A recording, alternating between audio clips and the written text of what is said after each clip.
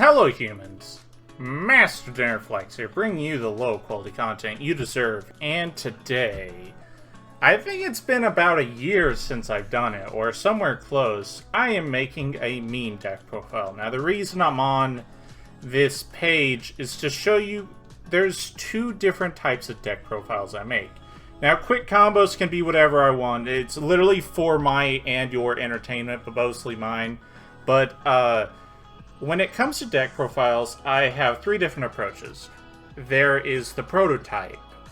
Actually, let's start from the beginning. There's the regular deck profile, and what I do for a regular deck profile is I create a deck, test it, and then I go on this account.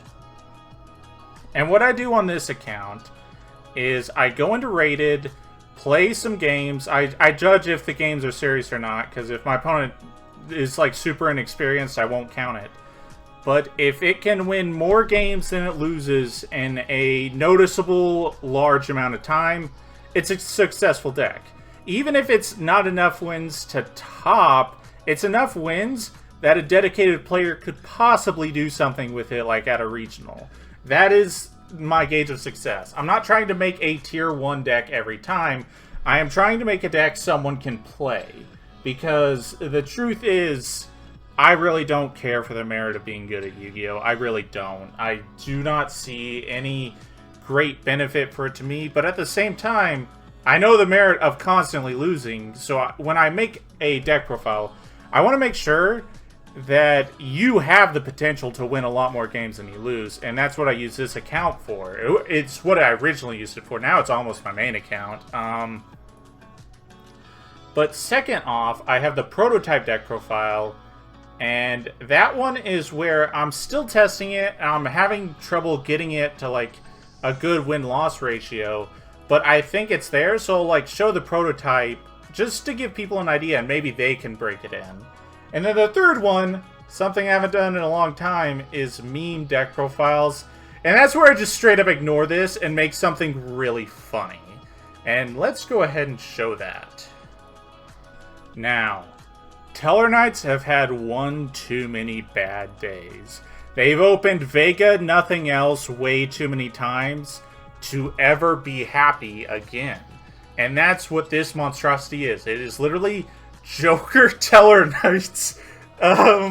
So, what I've learned with Tellarknights, and it's why I always come back to this deck and goof around, do goofy shit with it, is it is a bad deck.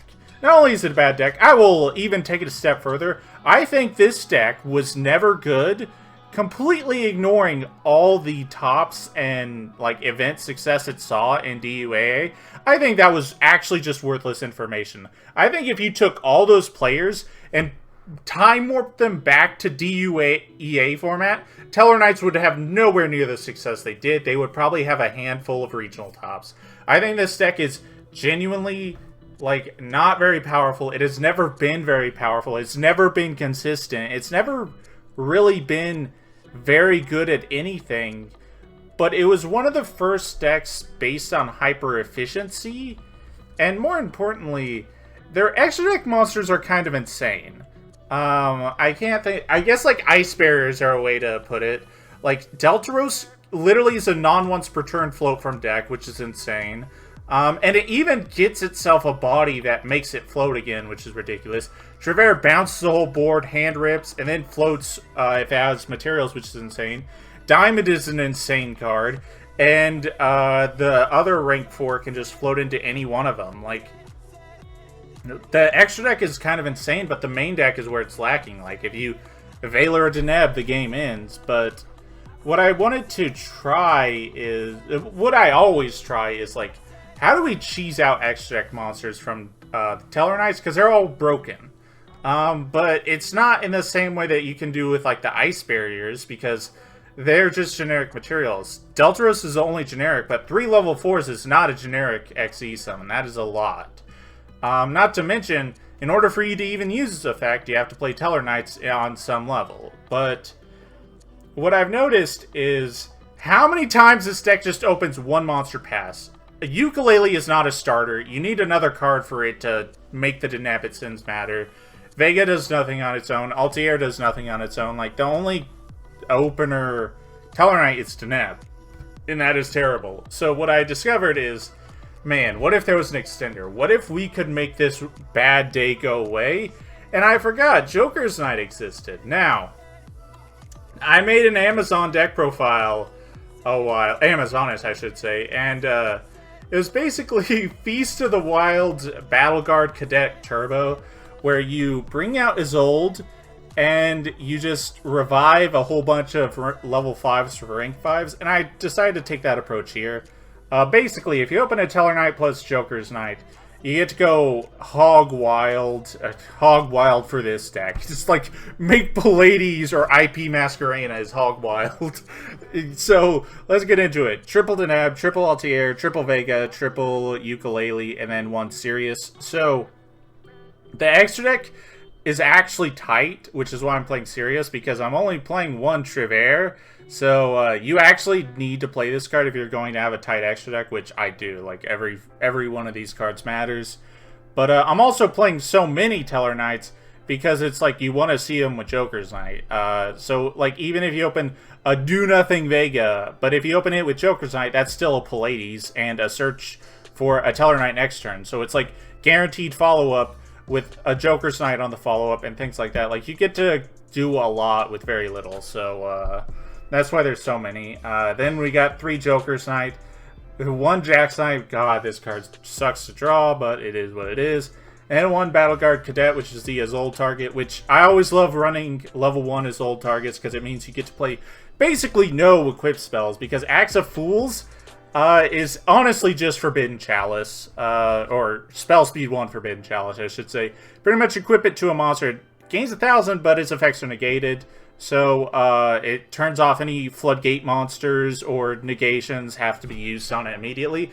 And if not, the Tellarknights only trigger on their summons, so you could, like, equip it to a Deneb to have it beat over some nonsense. That is a valid play sometimes. I've never done it yet. Feast of the Wild, it allows you to make Pallades and stuff. Rhoda, Called by the Grave because it's broken. And then Call the Haunted. Alpha, this card absolutely sucks. If it was searchable, it's a totally different story. But because it's searchable, I don't even know why I'm playing it. What I've realized is you probably have a more competent deck. Just like cutting a good portion of the traps out and just replacing it with hand traps because, yeah. So, Alpha. And then we got Triple Strike, Triple Imperm, Double Crackdown, Double Fog Blade, which is just Phoenix Chain. And then 1 Mystic Mine Out, which is Expendable Die. You tribute a warrior, target a card on the field, destroy it, and draw a card. Yeah, it's a Mine Out. It's also like... so it is what it is. I honestly want to say it's arguably better than this. It has the same utilities. And it activates the same way as well, so... we'll see. Side deck, it's what I've been thinking. Anti-Spell is pretty good in a trap variant, but I honestly think a hand trap approach might be better, even though I don't even think hand traps are that good right now.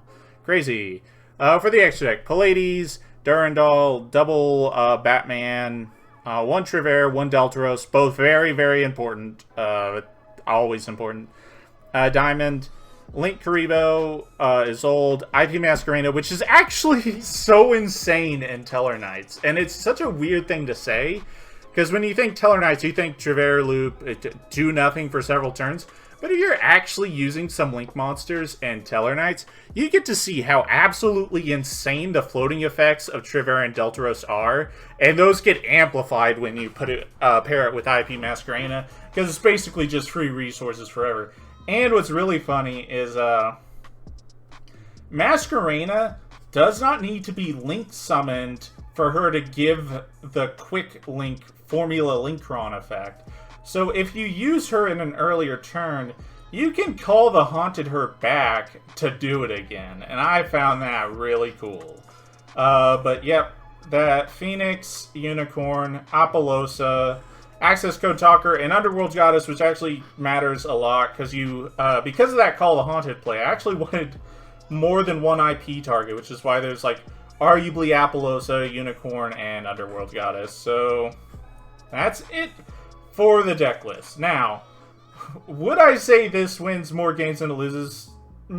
Probably I think it probably wins more games than actual Tellarknights, but that means nothing. That means absolutely nothing to that question. So there's your answer. I think it's really funny though. I think this is hilarious. I think the villain arc of Tellarknights has started, so I kind of want to see this play out. But I got some replays for you, and man, it feels good to make a meme deck again.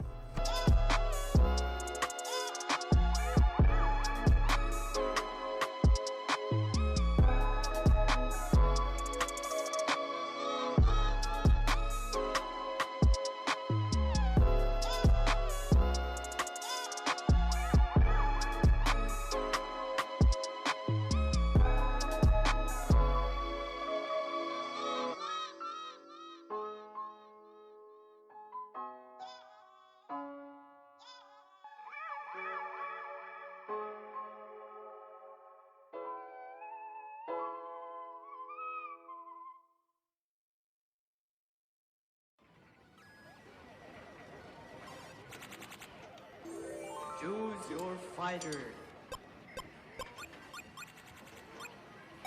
Lightning inspired. Fight.